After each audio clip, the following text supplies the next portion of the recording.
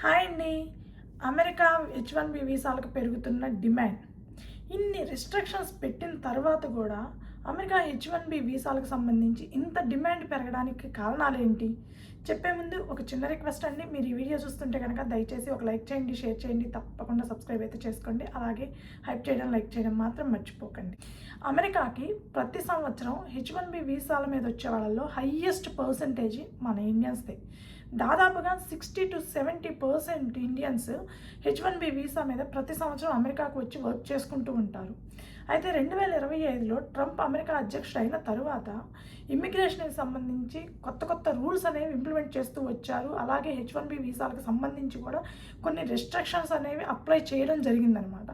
అందులో భాగంగానే ఈ $1,00,000 వీసా ఫీజు కూడా. $1,00,000 వీసా ఫీజు ఎప్పుడైతే అప్లై చేశారో దానివల్ల ఇక ఈ సంవత్సరం అంటే 26, 27కి గాను ఇంకా H1B లాటరీలో పెద్దగా అప్లికేషన్స్ ఫైల్ చెయ్యరు, $1,00,000 వీసా ఫీజు ఏ కంపెనీ కట్టదు అనుకునే పరిస్థితుల్లో కూడా H1B వీసాలకి విపరీతంగా ఈ సంవత్సరం డిమాండ్ పెరుగుతుంది. దానికి కారణం ఏంటి? 26, 27 సంవత్సరానికి గాను లాటరీ సిస్టంలో చాలా కంపెనీస్ H1B అప్లికేషన్స్ని ఫిల్ చేయడానికి రెడీ అవుతున్నాయి. ఎందుకు? $1,00,000 ఇన్వెస్ట్ చేయడం ఒక ఎంప్లాయీ మీద ఇంట్రెస్ట్ చూపిస్తున్నారా? లేక H1B వీసాల మీద అంత మక్కువ ఎందుకు కలుగుతుంది? సో నాకు తెలిసిన కొన్ని రీజన్స్ అయితే చెప్తానండి.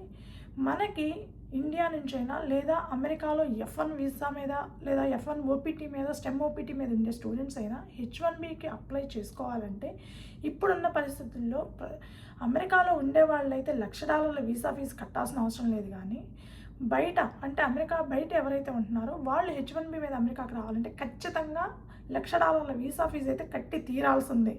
అది 1 ఇయర్కి పెట్టడం జరిగింది. అందులోని ఇప్పుడు లాటరీ సిస్టంలో ఖచ్చితంగా అది ఇంప్లిమెంట్ అయ్యే అవకాశమే ఉంది.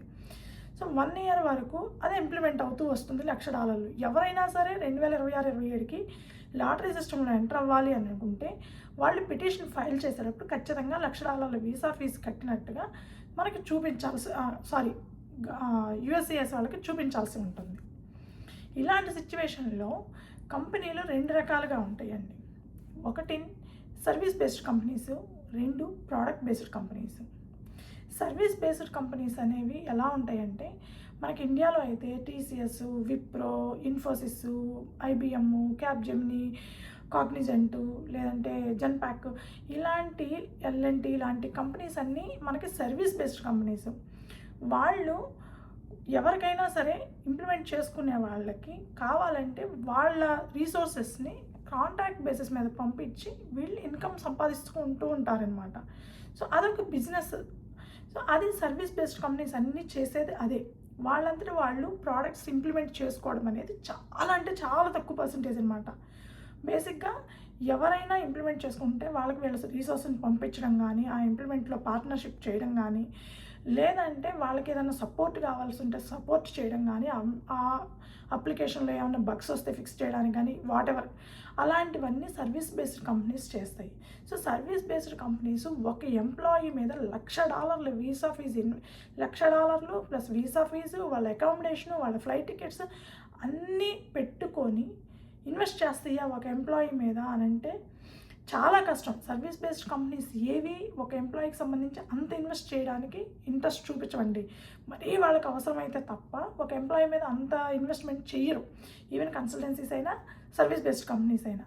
బట్ ప్రోడక్ట్ బేస్డ్ కంపెనీస్ అయితే అంత ఇన్వెస్ట్ చేయడానికి ఇంట్రెస్ట్ చూపిస్తున్నాయి. ప్రోడక్ట్ బేస్డ్ కంపెనీస్ అంటే మనకి టెక్నికల్గా చెప్పాలి అని అంటే ఏదైనా సరే ఐటీ ప్రోడక్ట్కి సంబంధించి వాళ్ళంతా వాళ్ళు ఒక యాప్ని, అప్లికేషన్ని ఇంప్లిమెంట్ చేసుకొని దాని తర్వాత మార్కెటింగ్ చేసుకొని సేల్ చేసుకుంటూ ఉంటారు.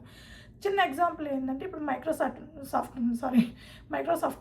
మైక్రోసాఫ్ట్ మనకి MS ఆఫీస్ అనేది బేసిక్, ఏ సిస్టంలోనైనా బేసిక్ అది రిక్వైర్మెంట్.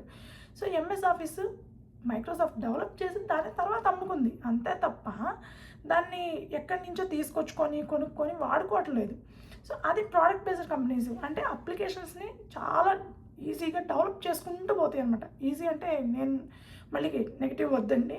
ఈజీ అంటే వాళ్ళ బిజినెస్సే అది. ప్రోడక్ట్ బేస్డ్ కంపెనీస్ బిజినెస్ అది కొత్త కొత్త అప్లికేషన్స్ని ఇంప్లిమెంట్ చేసి ఆ తర్వాత వాళ్ళు సేల్ చేసుకోవడము, దాన్ని ఇంకా కొత్త కొత్త వర్షన్స్ ఇంట్రడ్యూస్ చేయడము, ఇవన్నీ చేస్తూ ఉంటారనమాట. సో అలా చూసుకుంటే మనకి Google, Microsoft, Amazon, Oracle, Nokia, Cisco ఇలాంటి కంపెనీస్ అన్నీ ప్రోడక్ట్ బేస్డ్ కంపెనీస్. సో ఇప్పుడు ఇన్ని రెస్ట్రిక్షన్స్ మధ్య కూడా H1Bకి అంత డిమాండ్ పెరగడానికి కారణం ఏంటి అని అంటే ప్రోడక్ట్ బేస్డ్ కంపెనీస్. ఎందుకు ప్రోడక్ట్ బేస్డ్ కంపెనీస్ H1B మీద అంత పెద్ద మొత్తంలో ఇన్వెస్ట్ చేయడానికి కూడా వెనకాడకుండా ఇంట్రెస్ట్ చూపిస్తున్నారు, H1B సైడ్ అంత మొగ్గు ఎందుకు చూపిస్తున్నారు అని అంటే బేసిక్గా 2025-26 సంవత్సరానికి గాను ప్రోడక్ట్ బేస్డ్ కంపెనీస్ ఏవైతే ఉన్నాయో అవన్నీ ఏఐ మీద చాలా పెద్ద మొత్తంలో ఇన్వెస్ట్ చేయడం జరిగిందండి. అంటే దాదాపుగా $380 బిలియన్ ఆ ఒక్క సంవత్సరంలోనే ఇన్వెస్ట్ చేయడం జరిగింది పెద్ద పెద్ద product IT based companies. So ఇప్పుడు ఆ ఇన్వెస్ట్మెంట్ని ప్రోడక్ట్ బేస్డ్ కంపెనీస్ ఇంకా వాళ్ళు లాస్ట్ ఇయర్ పెట్టిన దానికంటే కూడా డబుల్ ట్రిపుల్ ఇన్వెస్ట్ చేయాలి అనుకుంటున్నారు, ఏఐని ఇంకా పెద్ద మొత్తంలో ఇంప్లిమెంట్ చేసుకోవాలి అనుకుంటున్నారు. అలాంటి సిచ్యువేషన్లో వాళ్ళకి ఏఐ స్కిల్డ్ వర్కర్స్ అనేవాళ్ళు చాలా అంటే చాలా అవసరం. దానికోసమే ఎవరికైతే ఏఐ స్కిల్స్ ఉన్నాయో వాళ్ళని రిక్రూట్ చేసుకోవడానికి ఇంట్రెస్ట్ చూపిస్తున్నారు. ఈవెన్ H1B మీదైనా సరే ఇండియా నుంచి తీసుకోవడానికైనా సరే ఇంట్రెస్ట్ చూపిస్తుంది. $1,00,000 వీసా ఫీజు కట్టడానికి కూడా వాళ్ళు మొగ్గు చూపిస్తుంది. అందుకే ఎందుకనంటే అమెరికాలో మనకి ఏఐ మీద వర్క్ చేసే అమెరికన్స్ అనేవాళ్ళు చాలా తక్కువ పర్సంటేజ్ ఉంటారండి. ఈవెన్ మనకి ఎక్కడైనా కాలేజెస్లో, యూనివర్సిటీలో ఎక్కడికి వెళ్ళి చూసుకుంటే కనుక కంప్యూటర్ సైన్స్, ఎలక్ట్రానిక్స్కి సంబంధించి ఎక్కువ ఫారిన్ స్టూడెంట్స్, అది కూడా ఇండియన్స్, చైనీస్ వీళ్ళే ఉంటారు మీరు గమనిస్తే కనుక. సో ఏఐ స్కిల్డ్ వర్కర్స్ మనకి ఆల్రెడీ అమెరికాలో F1 OPT మీద, STEM OPT మీద ఉంటున్నా వాళ్ళకి H1B ప్రాసెస్ చేయడానికి ఇంట్రెస్ట్ చూపిస్తున్నాయి. అలాగే ఇండియా నుంచి మనకి ఇండియాలో ఐటీ స్కిల్డ్ వర్కర్స్ అనేవాళ్ళు చాలా పెద్ద మొత్తంలో జరుగుతారు. కొత్త కొత్త టెక్నాలజీస్ అన్నీ నేర్చుకుంటూ ఉంటారు, కొత్త కొత్త టెక్నాలజీస్ అన్నీ ఇంప్లిమెంట్ చేస్తూ ఉంటారు. కాబట్టి సో మనకి ఇండియా నుంచి కూడా ఎవరికైనా ఏఐ స్కిల్స్ ఉంటే చాలా ఈజీగా H1B ప్రాసెస్ చేయడానికి ప్రోడక్ట్ బేస్డ్ కంపెనీస్ ఇంట్రెస్ట్ చూపిస్తున్నాయి. సో ఇక్కడ ప్రోడక్ట్ బేస్డ్ కంపెనీస్ ఎందుకు అంత ఇంట్రెస్ట్ చూపిస్తున్నాయి అంటే వాళ్ళు పెద్ద మొత్తంలో ఇన్వెస్ట్ చేస్తున్నారు, వాళ్ళ ఇన్వెస్ట్మెంట్కి తగ్గట్టుగా వాళ్ళు స్కిల్డ్ వర్కర్స్ కావాలి అనుకుంటున్నారు. అందుకే ఈ సంవత్సరం ప్రోడక్ట్ బేస్డ్ కంపెనీస్ ఎక్కువ మొత్తంలో H1B స్కిల్డ్ వర్కర్స్ని హైర్ చేసుకోవాలని చూస్తున్నాయి అన్నమాట.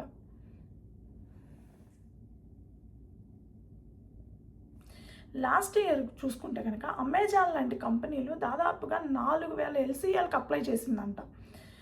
4,000 LCLకి అప్లై చేసినప్పుడు 4,000 LCLలో ఎక్కువ పర్సంటేజ్ వాళ్ళు మెన్షన్ చేసింది ఏఐ టెక్నాలజీసేనట. సో ఏఐ టెక్నాలజీస్కి సంబంధించి వాళ్ళు ఎక్కువగా రిక్రూట్ చేసుకుంటున్నారు అనేది ఒక వార్త. ఇప్పుడు ప్రోడక్ట్ బేస్డ్ కంపెనీస్ అయినా, సర్వీస్ బేస్డ్ కంపెనీస్ అయినా ఎందుకు ప్రోడక్ట్ బేస్డ్ కంపెనీసే ఎక్కువ పుష్ చేస్తున్నాయి H1Bని అంటే సర్వీస్ బేస్డ్ కంపెనీస్లో బేసిక్గా అమెరికాకు వచ్చిన తర్వాత శాలరీ అనేది తక్కువ ఇస్తారండి. ప్లస్ వాళ్ళు $1,00,000 ఇన్వెస్ట్ చేసి ఒక H1B ఎంప్లాయీని ఇక్కడికి పంపించిన తర్వాత ఒక 1 year చేసిన తర్వాత వాళ్ళు శాలరీ తక్కువ అని చెప్పి వేరే కంపెనీస్కి మారే అవకాశం ఉంది. అప్పుడు వాళ్ళకి సర్వీస్ బేస్డ్ కంపెనీస్కి ఈ $1,00,000 లేదంటే ఆ పైన $10,000, $1,10,000 నష్టమే తప్ప వాళ్ళకి ఏ విధంగానూ లాభం ఉండదు. కాబట్టి ఇవన్నీ ఆలోచించుకొని సర్వీస్ బేస్డ్ కంపెనీస్ అనేవి కొత్తగా H1Bని పుష్ చేయకపోవచ్చు. బట్ ప్రోడక్ట్ బేస్డ్ కంపెనీస్ ఎలా పుష్ చేస్తాయి, మరి వాళ్ళు కూడా మారవచ్చు అనుకోవచ్చు. ఎందుకంటే వాళ్ళు ఇంత పెద్ద మొత్తంలో కట్టి కూడా $1,00,000 వీసా ఫీజు కట్టి కూడా H1B వాళ్ళని తెచ్చుకోవాలి అనుకోవడానికి కారణం ప్రోడక్ట్ బేస్డ్ కంపెనీస్ బేసిక్గా శాలరీస్ చాలా పెద్ద మొత్తంలో ఇస్తాయండి. చాలా అంటే చాలా పెద్ద మొత్తంలో ఇస్తాయి. సో ఆ లెవెల్లో ఇవ్వాలంటే మళ్ళీ వాళ్ళు ప్రోడక్ట్ బేస్డ్ కంపెనీకే మారాలి. సో అది అంత ఈజీ కాదు ఇక్కడికి వచ్చిన తర్వాత. కాబట్టి మనకి ఇక్కడ మంచి శాలరీ వస్తుంది, మంచి కంపెనీ, హ్యాపీగా ఉంది, ఇంకెందుకు మారడం అనే ఆలోచన వస్తుంది. అట్లీస్ట్ 3 to 4 years వాళ్ళు ఆ కంపెనీలో ఉండటానికే ఇంట్రెస్ట్ ఎక్కువగా చూపిస్తుంటారనమాట. ఎందుకంటే వాళ్ళ కాంపిటేటివ్ కంపెనీస్లోకి జాయిన్ అవ్వాలన్నా కూడా ఇండియాలో లాగా విపరీతంగా 10 లక్షలు ఇస్తుంటే ఒక్కసారిగా 25 లక్షలు ఇస్తామని ఇక్కడ తీసుకోరండి, అది మాత్రం కన్ఫామ్. సో అందుకనే ఎక్కడున్న వాళ్ళు అక్కడ ఉంటారు మ్యాక్సిమం, ఎందుకంటే హయ్యెస్ట్ ప్యాకేజ్ కాబట్టి. ఈవెన్ వేజ్ లెవెల్ అనేది ఇక్కడ అప్లికబుల్ అవుతున్నా కూడా ప్రోడక్ట్ బేస్డ్ కంపెనీస్ అన్ని వేజెస్ చాలా పెద్ద మొత్తంలో ఇస్తాయి కాబట్టి వాళ్ళకి ఈజీగా H1B అనేది పిక్ అవుతుందన్నమాట. సో ఇది మెయిన్ రీజన్ అనమాట H1B వీసాలని వైపు ప్రోడక్ట్ బేస్డ్ కంపెనీస్ మొగ్గు చూపించడానికి కారణం. అయితే ఇక్కడ ఎవరికి ఎక్కువ లాభము అని అంటే F1 ఓపీటీ ఆ స్టెమ్ ఓపీటీ మీద ఉండే వాళ్ళు ఎవరైతే ఉండారో అమెరికాలో వాళ్ళకి ఎక్కువ బెనిఫిట్ అవుతుంది. ఎలా అంటే ఫస్ట్ ఆఫ్ ఆల్ వాళ్ళు 2 సార్లు లాటరీలోకి ఎంటర్ అవ్వచ్చు. వేజ్ లెవెల్ అనేది basic wage level first level 1 level 2 అయినా కూడా వాళ్ళకి ఓకే అవుతుంది. మూడవది వాళ్ళకి ఏఐ స్కిల్స్ ఏదన్నా కొంచెం ఎక్స్పీరియన్స్ ఉన్నా 6 మంత్స్ ఎక్స్పీరియన్స్ ఉన్నా కూడా ప్రోడక్ట్ బేస్డ్ కంపెనీస్ హైర్ చేసుకునే ఛాన్సెస్ అనేవి చాలా ఎక్కువ. ఒక్కసారి వాళ్ళు ఏ టెక్నాలజీస్కి సంబంధించి కొంచెం ఎక్స్పీరియన్స్ వచ్చిందంటే కనుక F1 ఓపీటీ ఆ స్టెమ్ ఓపీటీ మీద ఉండే వాళ్ళ కెరీర్ అనేది పీక్స్లోకి వెళ్ళిపోతుందండి. వాళ్ళు వెనక్కి తిరిగి చూసుకోవాల్సిన అవసరమే లేదు, ఆలోచించాల్సిన అవసరం అంతకంటే లేదు. అంత బాగా సెటిల్ అవుతారనమాట ఇప్పుడున్న సిచ్యువేషన్స్లో. సో అది పెద్ద అడ్వాంటేజ్. ఇండియా నుంచి వచ్చే వాళ్ళకి ఏంటంటే ఇండియా నుంచి ఏఐ స్కిల్డ్ కరెక్ట్గా ఉండాలి. ఎందుకంటే ఆ పెద్ద పెద్ద ప్రోడక్ట్ బేస్డ్ కంపెనీస్ ఏవైతే ఏఐ మీద ఇన్వెస్ట్ చేస్తున్నాయో అవన్నీ అంత ఈజీగా ఏదో ఆడతా పాడతా అల్లాయిగా ఏం రిక్రూట్ చేసుకోవు. వాళ్ళ రిక్రూట్మెంట్ ప్రాసెస్ అనేది కొంచెం కష్టంగానే ఉంటుంది. సో ఆ లెవెల్లో వీళ్ళకి ఏ ఎక్స్పీరియన్స్ అనేది ఖచ్చితంగా ఉండాలి. అది ఒకటి. రెండవది ఎక్కువ మొత్తం శాలరీ ఇస్తారు, కానీ ముందైతే ఇక్కడ ఎవరైనా F1 స్టూడెంట్స్ దొరికితే వాళ్ళది ప్రాసెస్ చేయడానికి ఇంట్రెస్ట్ చూపిస్తారు. వాళ్ళు కొంచెం శాలరీ లిబరల్గా ఉండితే ఈ $1,00,000 వీసా ఫీజు కట్టే పని లేదు, ప్లస్ ఇక్కడ చదువుకున్నారు కాబట్టి వాళ్ళకి ఎక్కువ ఛాన్సెస్ ఇచ్చే అవకాశం ఉందన్నమాట. బట్ అట్లాగని ఇండియా నుంచి తీసుకోవాలంటే ఇండియా నుంచి H1B ప్రాసెస్ చేసే అవకాశం కూడా చాలా అంటే చాలా ఎక్కువగా ఉంది. అందుకనే 2026-27 సంవత్సరంలో H1B వీసాలకి అంత డిమాండ్ పెరగడానికి కారణం. అసలు 2026-27లో H1B అప్లికేషన్సే రావు. అసలు 85,000 వీసాలు ఇస్తుంటే కనీసం 50,000 అప్లికేషన్స్ కూడా రావు అనుకునే సిచ్యువేషన్ నుంచి 2026-27లో కూడా లక్షల అప్లికేషన్స్ H1Bకి సంబంధించి అప్లై చేసే అవకాశం ఉంది అనిపించడానికి మెయిన్గా ప్రోడక్ట్ బేస్డ్ కంపెనీస్ H1B వైపు మొగ్గు చూపిస్తున్నాయి. అందుకే H1B వీసాలకి అంత డిమాండ్ పెరుగుతూ వస్తుందన్నమాట. ఇదండి H1B వీసాలకి డిమాండ్ పెరగడానికి కారణం. ఈ వీడియో మీకు నచ్చుంటే కనుక దయచేసి ఒక లైక్ చేయండి, షేర్ చేయండి, తప్పకుండా సబ్స్క్రైబ్ అయితే చేసుకోండి. Thank you.